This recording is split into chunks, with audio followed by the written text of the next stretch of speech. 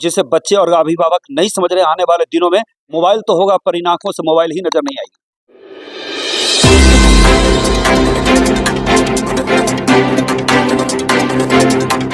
नमस्कार, मैं हूं सोनू पांडे। आप देख रहे हैं मेट्रो न्यूज। एक चौंकाने वाला आंकड़ा जो है वो सामने आया है और इसमें जो है स्मार्टफोन के बिना 71% बच्चे और 76% उनके माँ बाप जो है वो मोबाइल के बिना नहीं रह पा रहे हैं।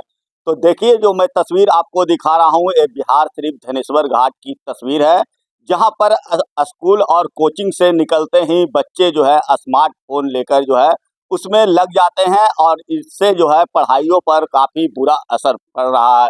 पहले भी लोग जो है मोबाइल देखते थे, लेकिन इस तरह से जो मोबाइल देख रहे हैं उससे आँखों की रोशनी भी अब जाने लगी है और लोग मोबाइल से जो है करीब 4 से 5 घंटे उससे जुटे हुए रहते हैं। शायद उतना पढ़ाई भी वो कर नहीं पाते हैं।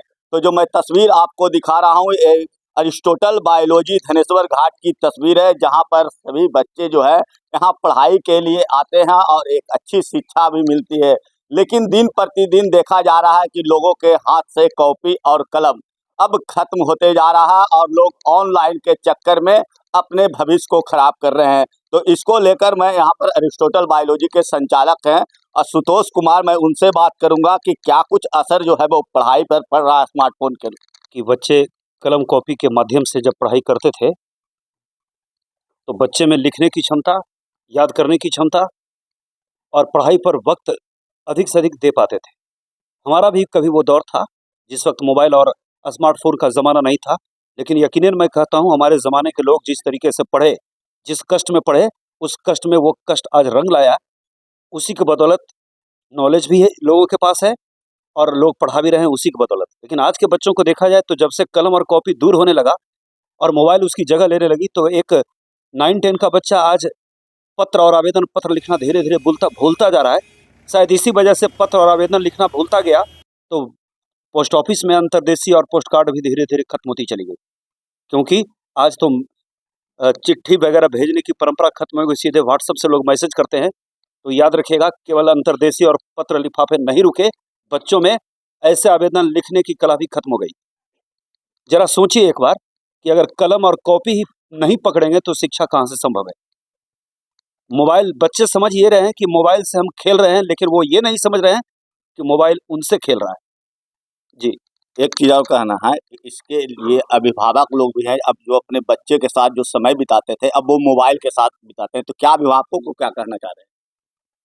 आज के चकाचौंध जीवन में बेचारे अभिभावक थोड़े से मजबूर महसूस कर रहे हैं, क्योंकि बच्चे इस जिद पर लाकर उन्हें खड़ा कर देते हैं कि उन्हें कुछ गार्जियन को मोबाइल देना उनकी मजबूरी बन जाती है। और कुछ गार्जियन ऐसे भी हैं जिनको लगता है कि फलना के बेटा के यहाँ मोबाइल है तो मेरे बेटा के यहाँ क्यों नहीं रहेगा, देखा देखी वो भी मोबाइल सौंप देते हैं। याद रखिए, जिन बच्चों ने गार्जियन के पैसे से मोबाइल लिया और उस मोबाइल में तरह तरह के फोटोग्राफ और वीडियो मौजूद है, मगर अफसोस जिस बाप ने मोबाइल दिया उन्हीं की फोटो उसमें नदारत है। तो फिर ये कैसी मोबाइल है जो आपको कलम से दूर कर रही है, आपको कॉपी से दूर कर रही है, और धीरे धीरे जिसने मोबाइल आपको दिया उस गार्जियन से भी ये मोबाइल आपको दूर कर रही है। उस समय तो जरूर अखरता होगा, भले अभी मोबाइल देखते हैं, लेकिन जब एग्जाम की बारी आती है तो वहाँ पर कलम और कॉपी ही चलता है, मोबाइल वहाँ पर तो अलाउड नहीं रहता है। अखरता है दो तरीके से। परीक्षा के समय में विद्यार्थी आंसर जानते हुए लिखने की क्षमता नहीं रख पाता, तब अखरता है। और परीक्षा के बाद कहता है कि मैं आंसर जानता था पर मैंने लिख नहीं पाया। और अखरता उस वक्त भी है जब इस मोबाइल के कारण उनकी आंखों पर साइड इफेक्ट पड़ती है और डॉक्टरों के यहाँ, नेत्र रोग विशेषज्ञ के यहाँ लंबी कतार लेकर खड़ी रहते हैं। नेत्र विशेषज्ञों का भी मानना है कि मोबाइल के कारण आज के दौर में नेत्र रोग की समस्या बढ़ती जा रही है, जिसे बच्चे और अभिभावक नहीं समझ रहे। आने वाले दिनों में मोबाइल तो होगा पर इन आंखों से मोबाइल ही नजर नहीं आएगी। पहले भी लोग डीएम और एसपी बनते थे, आज भी बनते हैं, तो पहले और आज की अपेक्षा में क्या अंतर देखते हैं? पहले के दौर में संघर्ष करके लोग डीएमएसपी बनते थे, आज के दौर में लोग बिना संघर्ष के ही बन जाना चाहते हैं पर बन नहीं पाते हैं। उसी हजारों विद्यार्थियों में से कुछ विद्यार्थी आज भी ऐसे हैं जो उसी परंपरा पर कायम है, उसी संघर्ष के साथ पढ़ते हैं, वो आज भी बन रहे हैं। लोग कहते हैं सरकार नौकरी नहीं देती, सरकार नौकरी देती है, फर्क सिर्फ इतना है नौकरी लेने वालों की संख्या ही बहुत कम है। हाँ, बेरोजगारी की समस्या है, पर उन बेरोजगारों में उनमें वो काबिलियत नहीं है कि वो नौकरी वो ले सकें। मैं ये नहीं कहता हूँ कि काबिलियत नहीं है, आपके मुट्ठी में बहुत ताकत है, मगर आप उस ताकत को मोबाइल के बटन पर उंगलियां चलाने में व्यतीत कर रहे हैं। उस उंगलियों को आप कलम चलाने में वक्त नहीं दे रहे। जिस दिन से कलम उठाना फिर से शुरू कर दीजिएगा, दिल से कुछ लिखना शुरू कीजिएगा, दिल से पढ़ना शुरू कीजिएगा, तो आईएएस ही तो मामूली है, आईएएस भी बड़ा आसान लगे।